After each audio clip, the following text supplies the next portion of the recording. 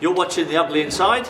Subscribe below. So after that epic away day in Prague on our penultimate Europa League game, our focus now turns back to the Premier League, and our 2-week hatred of Merseyside clubs continue on Sunday as Everton take on Ronald Koeman, and he returns to St Mary's for the first time since leaving us. So to help us look ahead to the big match on Sunday, I'm joined by Ped from Toffee TV. Hi mate, how you doing? I'm okay, mate. Don't let it worry you too much, mate. Don't let it eat your insides up. I know you haven't got a natural rival, so maybe it's a good thing you're getting rivals. Shows you're getting bigger as a club. That's a good thing. Let's talk straight about Ronald Koeman. We caught up with Baz back in the summer when Koeman was on his way to Merseyside, so we obviously know a bit about him. So how would you summarise his management this season? What's different to last? Organisation, which I'm sure you were used to for the 2 seasons he was at Southampton.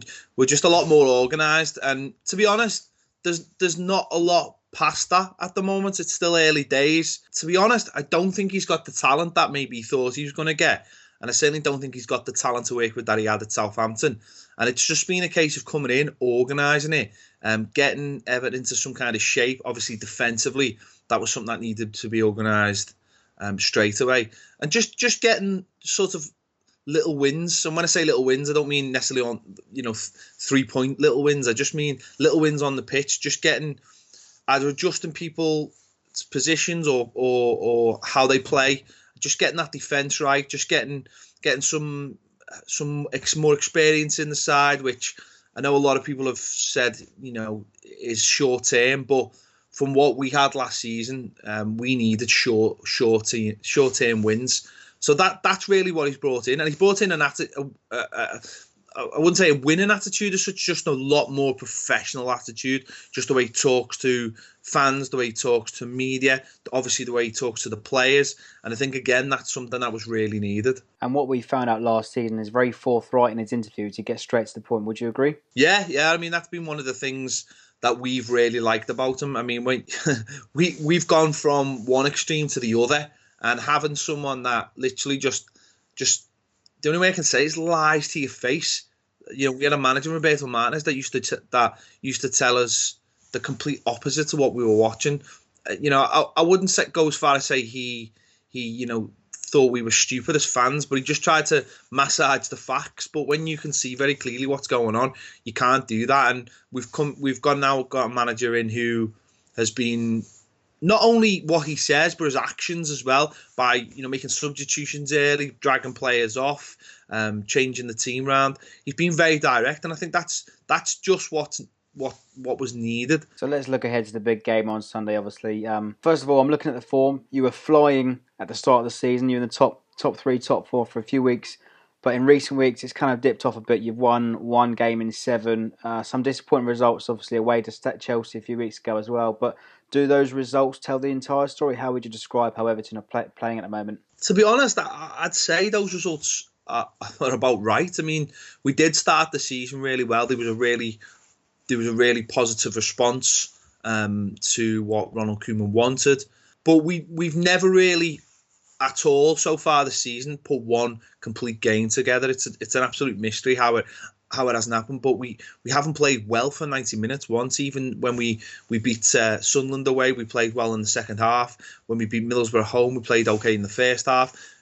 We just haven't played well at all for a whole game. And we've got the types of players they're impact players. They play in moments of the game. The likes of Balassi, the likes of Lukaku, Ross Barkley. They just play in moments, and there's no sort of pattern of play yet. And I think, to be honest, again, that goes back to what he wants as a manager. He knew that he couldn't come in and sort of sit there for 12 months and say, this is a style of play that we're trying to develop. Yes, he likes the pressing game, but he knew he had to get wins on the board straight away and elevate Everton into a position where they were going to be challenging for Europe. Moments of forming games, and obviously Romelu Lukaku is a big part of that because he's obviously such a good player. Balassi sort of fits into that because he's very in and out. He'll do some wonderful things, and then he'll do some stupid things. But at the moment, I think we are where we are. I'm actually amazed that we're still in 7th place, if I'm honest.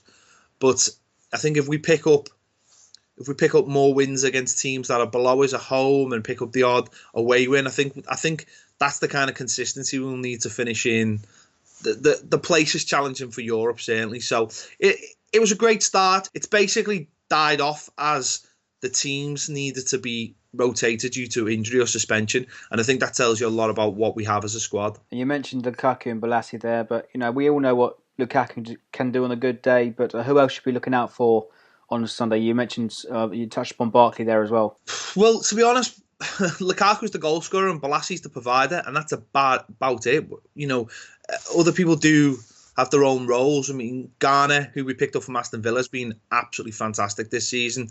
What he's allowed us to do is go from having two holding centre midfielders, which we had a lot of the time under Roberto Martinez, to only really needing one holding centre midfielder. He's very much in that Kante mould where he just breaks up the play and gives it and just gets on with his job. So he's an instrumental way to how we play. Balassi and I think Lukaku have got... Well, Balassi, I think, has provided 4 assists and scored one himself. And I think Lukaku's, I think, has got something like 6 or 7 goals this season. So they're the main threat. Obviously, let's wrap things up then. Looking ahead to Sunday's game, give us your expectations and your score prediction, mate. I expect it to be a tight game because, obviously, Southampton coming off the back of the Europa League and you never know what that's going to entail. Will he play his strongest team on Thursday night, trying to secure that qualification and try and get a good team in the next round? And obviously, you guys haven't the last couple, is it 4 games? You've sort of struggled a little bit. It could set up for a pretty close game, but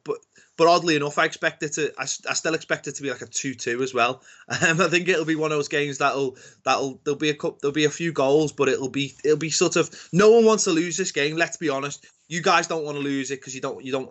For the obvious reasons of don't want to lose any game, but just you want to show Koeman what he's lost, and Koeman just won't want to lose the game because he won't want to lose face. He walked out on you guys, and to be fair, I mean, if that had happened to us, I'd be pretty annoyed by it as well. So from that point of view, it'll be a tetchy sort of close game, but I can imagine there'll be some stupid moments and it'll end up being something like 2-2. So, yeah, I'll take a draw now.